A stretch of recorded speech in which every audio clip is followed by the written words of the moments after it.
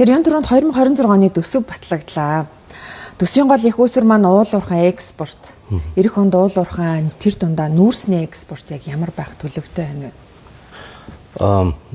За яг одоо нодлон та бүхэн санаж байгаа бол $105, $149 гэдэг том үн явж байсан сүлдээ багасаад 80 болсон 70 болсон нэмэ. Тэгээ тэр утгаараа бол харьцангуй $70 гэдэг бол харьцангуй боломжийн үн. Гэхдээ үнээс доош унахыг бас үгүйсэхгүй. 90 сая тонн нүүрс гаргаж чадах уугүй гэдэг бид нарт бас тавьсан зорилго байгаа. Тэгээд бас байж болох л баг. Ерөнхийдөө бол нүүрсний хэрэглээ үйлдвэрлэл сүүлийн хэдэн жил ковидоос хойш бол ер нь тасралт үүссэн дэлхийн хэмжээнд. Өнгөрсөн хэдэн жил болгон л рекорд хийгээд байгаа. Тэгээд дэлхийд бараг 9 тэрбум тонн нүүрсний эрэлт байна үйлдвэрлэл. Түүний тал нь 4.5 бүгд найрамдах хятадд бас жил бол өсөж байгаа. Тэгэхээр нүүрс бол хэрэглэн байсаар л байна. Нүүрс бол шороо болохгүй. Тэр тусмаа хөөдөг нүүрс буюу коксчдаг нүүрс ховор. Тэгээд тэрний үнц нь бол өндөр хэвээр байгаа. Тэгэхээр биднэрт бол зах зээл бий. Эрчим хүчний зах зээл, нүүрсний зах зээл хятадын 5 жилийн төлөвлөгөөнд 2030 он хүртэл өсөлт хэвээр хадгалагдана гэж бичсэн байгаа шүү дээ. Тэгэхээр эрчим хүчний нүүрсний зах зээл гэсэн байгаа. Яаж дэд бүтцээ сайжруулж тасралтгүй гаргах вэ гэдгээ анхаах хэрэгтэй байна. Хоёрт нь нүүрс хэрэггүй болох гэдэг нь нүүрс ерөөсөө одоо шороо болох гэдэг нь гэж өөрийнхөө бүтээгдэхүүнийг өөрсдөө муулж үн цэнийг нь унгаах ийм зүйлээ бол болмоор байна. Монгол улс өөрийн гэсэн үнийн бодлоготой байх хэрэгтэй. Үнийн индекстэй байх хэрэгтэй. Тэгжээж өөрийнхөө бүтээгдэхүүн айлхаар боломжийн үнд хүргэх. За энэ бол өнгөрсөн жил та санаж байгаа China Energy-тэй том гэрээ байгуулсан нэлээд хэрэг боллоо шүү дээ сүүлийн үед. Тэгээ энэ гэрээг яавал манай талд алдагдал багтаа байх вэ гэдэг хідэн зарчмын зөрөөтэй санал бий улсын хурал дээр гаргаж ирсэн нэг нь саяны тэр үнийн томьёотой холбоотой индекстэй. Нөгөө нь бол 5-7 нүрсийг сорчилж болохгүй шүү гэж. Сайныг нь зараад иж болохгүй шүү гэдэг. Тэр нь бол улсын хурлын тогтоол дээр тусгагдсан. Тэгээд чиглэл нь энэ одоо гэрээнтэй бариад явах хэрэгтэй. Ийм байгаа. Тэгэхээр бол нүүрсний зах зээл байна. Үнэ бодох хэрэгтэй, сорчилж өгж болохгүй. За үн боломжийн сорчлохгүй байханд бол бирж дээр борлуулалтаа нэмэх хэрэгтэй байна. Биржийн борлуулалт жоохон байгаа. Одоо 20% нь биржээр 80% нь том гэрээгээр явж байна. Тэгээд тэр том гэрээгээр явж байгаа нь тэр чигээрээ коксчих нүрс. Бирж дээр болохоор коксчих нүрс бараг байхгүй. Сул коксчих буюу ерөөсөө коксчдаг нүрс. Тэр нарийн үнд чинь багтаа гэсэн. Тэгэхээр тийш орж худалдаа эрхлэх хүмүүсийн сонирхол бага байна. Тийшээгээ ахиу орох юм бол үнэн гайг болно. Ингээ Монголд хэрэгтэй. Тэгэхээр энэ 20-80 биш нэг 50-50% руу хүргэх. За ийм бодлогыг бол хийх хэрэгтэй байна. Энийг хийх одоо тэр салбарынхаа яам руу мэргэжлийн хүмүүс рүү чиглэл өгсөн улсын хурлын тогтоол байнгын орон дээр бид бас хэлцэх хэрэгтэй байна гэж үзээд энэ дээр би өөр ажиллаж байгаа. Хоёрт нь зэсийн бас айхтар том асуудал нь тийм ээ. Монгол улс ч одоо ингээ гадаадаас айлаар бодох юм бол нэг 10 төгрөг олж ирлээ. Ээж аав нь ажиллагээд үүний 9 төгрөг нь жис нүүрс хоёроо. Гэтэл ингээд нөгөө гэр бүлэрээ хоодны ширээний ард цуглаад суугаад орой ярилцахаараа за яавал жис нүүрснийхээ олборлтыг боомлж үнийг нь унгааж яхаж цөөрүүлэх вэ? Орлогоо бууруулах вэ гэж байгаа юм шиг яриа суудаг. Тэг тийм сонин тогтолцоотой болцсон. Ялангуяа зэстэр бол айгүй том саад өөрсдөө боомлсыг үзэгдэл гараад байгаа. За яг та энэ зэсийн талаар дэлгэрүүлж ярил. Одоо юм байна. Монгол улс ер нь зэсийн том тоглогч байх юм хувьтай. За яагаад гэж юм гэхээр геологийн тогтоц нөөц боломж байна. Дээрээс нь манай уламжлал байна. Эрдэнэ төлөвлөр байна, тийм ээ. Оюу толгой байна. Ингээд гадаадаас хөрөнгө оруулаад хайгуул хийгээд дахиад зэсийн баяжмлын үйлдвэрүүд бариад дараа нь Эрдэнэ дотод бол жишээ нь одоо зэс хайлуулах үйлдвэрийн төсөл хэрэгжиж эхлэх гэж байгаа. Би хэд хоногийн өмнө Эрдэнэт ороод ирсэн л та. Тэгэхээр зэс хайлуулна гэдэг чинь цэвэр металл. Баяжмал гэдэг бол зэсийн агуул ихтэй уцтай тийм хар сааран шороо байгаа шүү дээ. Цэвэр металл үйлдвэрлэнэ. Оюу толгой бол жишээ нь зэс алтны орд учраас дотор нь байгаа алтыг бас ялгаж авна. Алт ялгархаар яах вэ? Монгол банкны тушаал Монголын нөөц нэмэгдэн дөрөв одоо хань сайжна гэх мэтчлээ. За ийм чухал ач холбогдолтой. Дараагаар нөгөө зэснээс эцсийн бүтээгдэхүүнүүд үйлдвэрлэдэг. Кабель, идэл, металл хийц. Ингээд экспортлох юм бол дэлхийн хамгийн том зах зээл урд байдаг. За ингээд бүх талаараа зэсийн том тоглогч болох тавилантай. Гэтэл хөрөнгө оруулалт орж ирэхэ болчлоо. Хайгуул дээр баяжуулах үйлдвэр дээр яагаад гэвэл бидний өөрсдийн эрх зүйн орчин зориуд бити хөрөнгө оруул гэсэн агуулгатай том залтууд байгаа. За би хоёрыг нь жишээ болгох. Нэгдүгээрт нь 24 онд ашигт малтмалын хууль дээр нэг өөрчлөлт оруулсан нь та хөрөнгө оруулалт хийгээд хайгуул хийгээд нөөц тогтоосон бол тэр нөөцийг ашиглах компанийнхаа 34%-аас ихийг эзэмшиж болохгүй. Ийм залт оруулсан. Яагаад гэвэл нөгөө стратеги ордод хамруулж болцсохгүй. Стратеги орд гэж юу хэлэх вэ гэхээр эдийн засаг нийгэмд нөлөөлөх хүч эсвэл дотоодын нийт бүтээгдэхүүний 5% гэдэг байхгүй. Тэгэхээр юу ч эдийн засаг нийгэм нөлөөлж болох учраас тухайн үеийн улс төрчдийн үзмжээр стратеги орд гэж бичээд дараагаар нь 1% итгээд 34%-аас илүү эзэмш болохгүй. Гичхээр бизнесийнхэн бол орж ирэхээс айна. Тэд нар ирээд бизнес хийгээд үйлдвэр бариад ажиллахаас болохоос биш тэр нэг улс төрчдөө наймаалцах парламент байна уу засгийн газар байна уу намын дарга нартаа наймаалцах ийм зүйл бол эдгээр хэрэггүй шүү дээ. Хоёрт нь газрын хэвлэлийн баялаг ард түмний мэдэлт үндсэн хууль. Энийг юугаар илэрхийлдэг вэ гэхээр нөөцийн төлбөрөөр олборлсон нөөцийн төлбөр бүгд төлөх ёстой. Зүй ёсны хэрэг. Гэхдээ нөөцийн төлбөр хятад улсад бол жишээ түүхэд дээр нэг 7-оос 3-аас 10% байна. Дунд чинь 7%. Монгол улсад одоо Эрдэнэт 21.6% нөөцийн төлбөр төлдөг. Хуулийн дээр 4999 хүртэл жишээ үн байх юм бол 5% нөөцийн төлбөр. $5,000 болчоор 16%. За тэгээд өнөөгийн үн дээр болохоор 20% болчихж байгаа. За 20% нөөцийн төлбөртөө газар одоо тэр нэг хөрөнгө оруулагч ихэр Монголд хийх үү, Перуд хийх үү, Чилд хийх үү, өөр одоо Хятад хийх үү гэдээ бодно шүү дээ. Тэгэхээр зэрэг за нэгдүгээр нөөцийн төлбөр нь 20% байна. Хоёрдугаар би хайгуул хийгээд миний ордыг 34%-аас илүүг таваад үйл ажиллагаанд эрхэлж чадахгүй. Ордын 34% биш шүү. Зүгээр тэрийг ашиглах компани 34%. Болохгүй юм байна. Тэгэхээр болиё. За ингэчгээр зэрэг Монголоос бүх хөрөнгө оруулалтыг түлхэж байна. Монгол хаана хөрөнгө оруулах боломжтой? Юун Монголд сонирхол татах. Эрдэнэ түүхэд хятадын зах зээл. Эндээс бүх тоглогч нарыг айлгаж ийм одоо сонин зохицуул төр хөөгөөд тэгээд юунд орон зай үлдээж байгаа. Одоо яг энэ хууль дээр заалтыг харах юм бол улс уурхайн том бизнес хийвэл заавал төрийн оролцоотой бай. Төр гэдэг бол ард түмэн та бидний гэсэн үг биш шүү. Засгийн газар оролцсон. Засгийн газар бол сонгуульд ялсан намын дарга нарын томилгоогоор явах төрөмжийн компаниуд. За ингээд заавал төрийн оролцоотой байна. Хоёрдугаарт нь чөлөөт бизнес их орж ирэх боломжийг үндсэндээ хаацсан. Тэгэхээр төрийн оролцоотой улс төрчдөө тохироо хийж чадах нөгөө том улсуудын төрийн өмчийн компани эсвэл бол олон улсын том корпорациуд тэгээд улс төрчдийг чигтэж чаддаг ийм модель рүү эрх зүйн заалтанд түлхээд байгаа. Энэ бол Монголын эдийн засгийн өсөх ганц боломж мөнгө олоод дараа нь тэрэн дээрээ тулгуурлаад жишийн аж үйлдвэрлэл боловсруулах үйлдвэрлэл хөгжүүлэх боломжид саад тодруулж байгаа том төвжээ. Энийг тайлах цаг нь бол болцсон. Яагаад энэ олон жил ингэж яваад байна гэдэг бас гайхчих. Одоо бол энэ салбарын яамн дээр бас ажиллаад нэмэлт өөрчлөлтийн зүйл дээр бол ажиллаж байгаа. Би бас энэ салбарын төсөөлтөй үнийн хувьд бол энийг бол агуулгын хувьд бол дэмжиж явна. Хэрвээ энэ явахгүй бол бас зарим их шүттэй хамт хуулийн төс нэмэлт өөрчлөлт санаачлна. Тэр одоо яг зөвхөн уул уурхай гэлтгүй бүх салбарт л ер нь хөрөнгө оруулагчид Монголоос нэлээ сүүлийн жилүүдэд бол дайжиж штэ. Энийний одоо гол шалтгаан за нэгдүгээр хуулийн эрх зүйн асуудал юм байна. Өөр ямар асуудлууд байна? Нийгэм эдийн засаг өөрөөс олон шалтгаанууд байгаа бах тийм ээ. Ер нь хамгийн гол юм за яг хүмүүсийн хандлага тэгээд нөгөө босдог хөдөлгөөний төрөм бий. Гэхдээ хамгийн гол юм яах гэж хөрөнгө оруулж ирэх вэ гэхээр мөнгө олох гэж ирнэ. Тэр хүн олж байгаа мөнгөд монголчуудад байгаль орчинд нь хохирол бахта өгөөчтөө харилцан хожж байгаа юм бол окей. Гэтэл мөнгө олох боломж хэцүү байна. Нэгдүгээрт би сая дээр жишээ гэсэн те.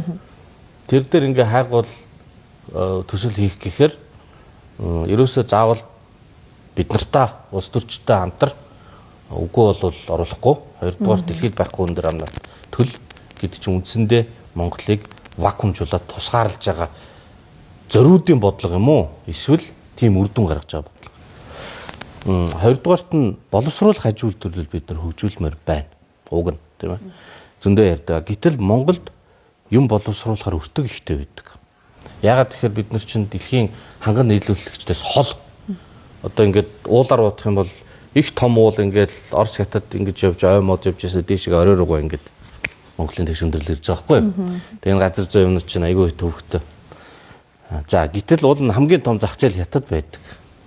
Орос ч гэсэн тэгээд зах зээл нэгтгэл байлгүй дандаа л дайм байлдаатай байв гэж. Тэгэхээр боловсруулах үйлдвэр үнэхээр хөгжүүлэх юм бол түүхэн эдийг малын гаралтаа эсвэл эрдсийн гаралтаа түүхэн эдийг боловсруулад эцсийн бүтээгдэхүүн гаргаад экспортлох юм бол орлогын татврын тэг хөв болох хэрэгтэй байна. Ийм дүгнэлтэнд бол бид нар хүрсэн. Тэгээд тэр чинь нөгөө одоо уул уурхай олборлоо татваргүй гэсэн үг биш.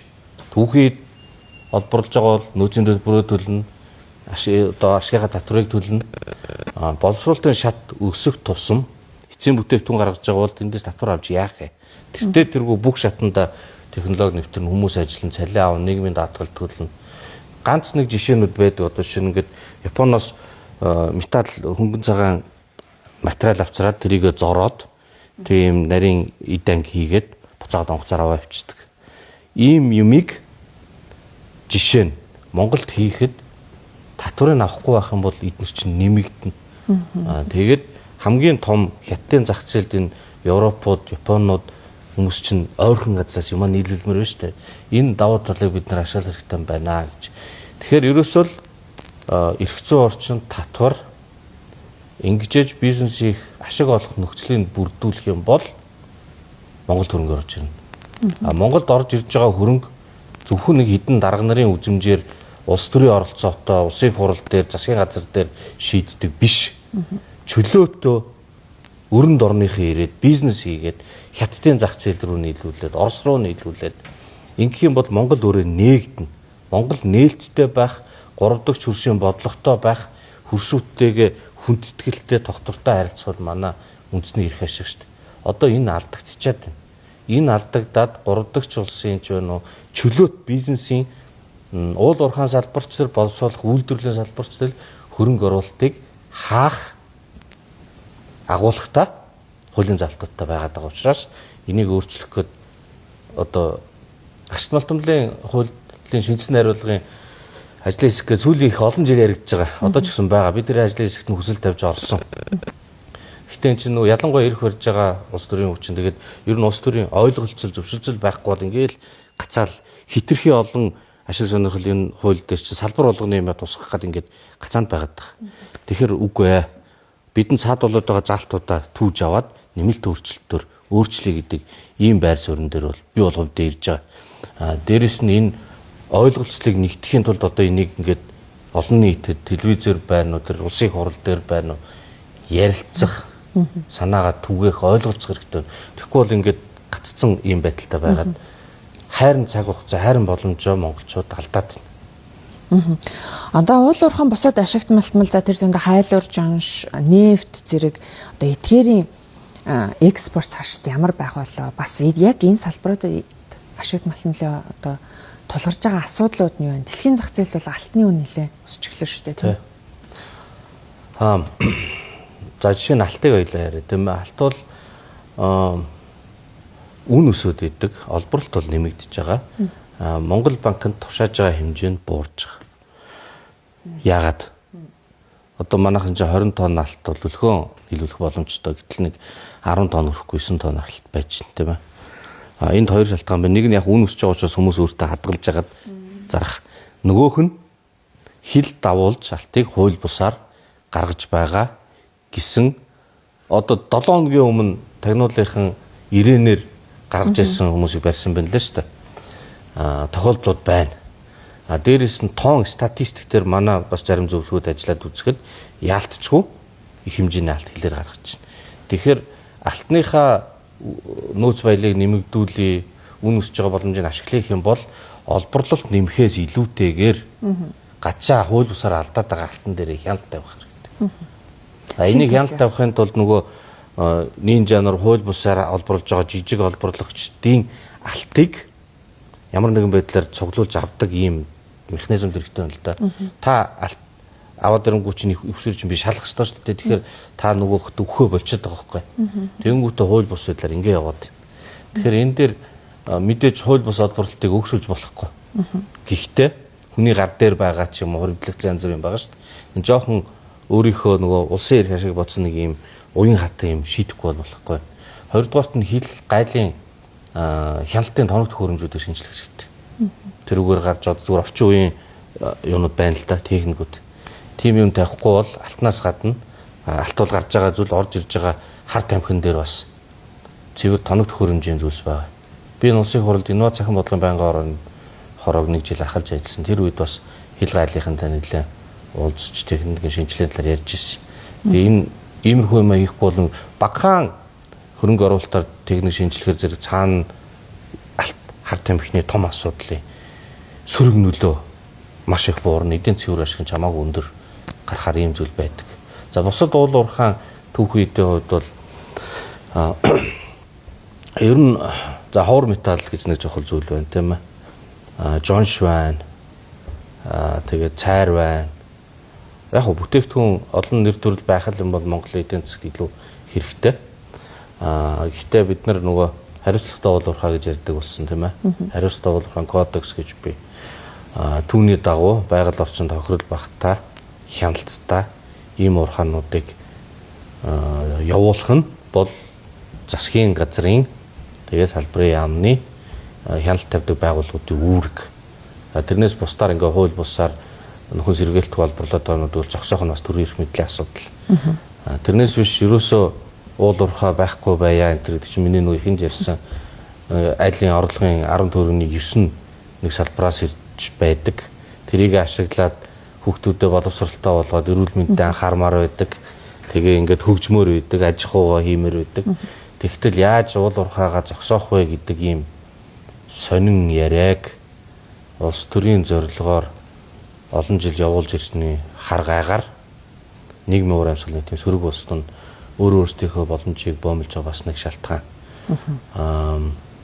Тэгээд орон нутгийнхны хувьд нутгаас нь олборлсон эрдэсийн түүхийдийг борлуулаад төлж байгаа нөөцийн төлбөр өөрсдөд нь ирэхгүй тийшээ явчаад тэгээд энд нэг хэд ухаантай дарга нар шийдвэрлээд нас цааш нь хуваарлаад байгаа нь бас хүмүүс таалагдахгүй байгаа.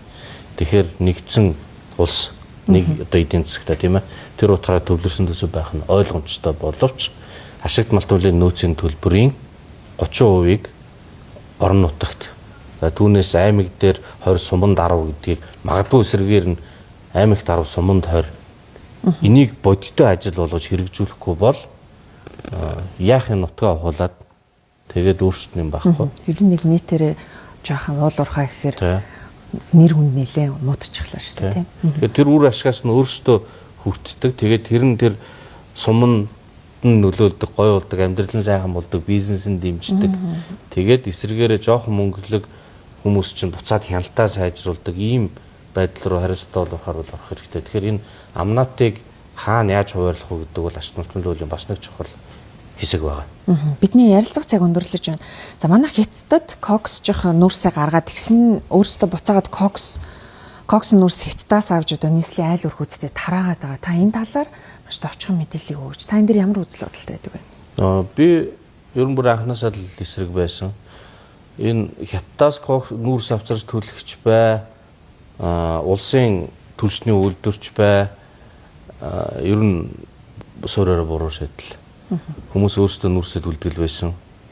Ямар нүүрс төлөх вэ гэхээр зэрэг утаа баг гаргахын тулд чигтгэн ширхэгтэй. Тэр нь бүндгэр шахсан байна уу? Шигсэн байна уу? Тэгээ сайн чанарын нүүрс байх хэвээр үнс байх та, тортог байх та. Ийм стандартуудыг улс орнууд өөрт байгаа нүүрсэндээ тааруулаад гаргадаг. Улаанбаатарт бол жишээ нь энэ орчим жишээ нь сайн чанарын жолоо нүүрс байх. Доронтой чой болсонгийн аливч нь яах? 5-7 нүүрс аваад төлнө гэж байхгүй шүү дээ. Хадамжлууд байгаа л төлнө. Тэгэхээр хүрэн нүүрснээс хийсэн тортог багтаа шахам төлсүүд байдаг байхгүй. Тэгээ ийм одоо зөвхөн Монгол, Хятад биш энэ Австри, Герман, Чех, Польш, ялангуяа Европын хар гурвалжин гэдэг нүүрс төлдөг улсууд зөндөө байгаа. Хинч ганцхан төрлийн нүүрсийг улсын үйлдвэрээс ав гэдэг юм тэнийг юм хийдгүй. Тэгээд тийшээгээ хийж байгаа мөнгө нь маш их хэдий их найдаар одоо өнгөрсөн жилүүдийг одоогийн тэр гадаадаас авч байгаа тэр нийлүүлээ тоолох юм бол энэ хайр мөнгө яг уу утаа бууруулах гад хүсээд байгаа сэтгэлийг ойлгож байна. Гэхдээ нийтийн мөнгийг зарж байгаа бол эрсдэлгүй юм зар. Эрсдэлгүй юм юу вэ? Дулаахан байшин, орон сууц, цахилгаан станц. Энэ үгүй чинь төр зуртаа баг мөнгөөр гэж ярьсаар хагаад олон жил болоод төр зур биш олон жил болоод баг мөнгө биш хэдий их найд болчихж байгаа. Тэгэхээр энэ мөнгөөрөө ерөөсөө төржтэй ноцолдож мөнгөтэй зараал гэсэн байр суурьтай. Энүүгээрээ байр саваа янзлал цахилгаан станцаа барь. За баярлалаа, бидний урилгыг хүлээн авч хүрэлцэн ирсэн танд баярлалаа. Цаашдын зорж байгаа ажилд амжилт хүсье.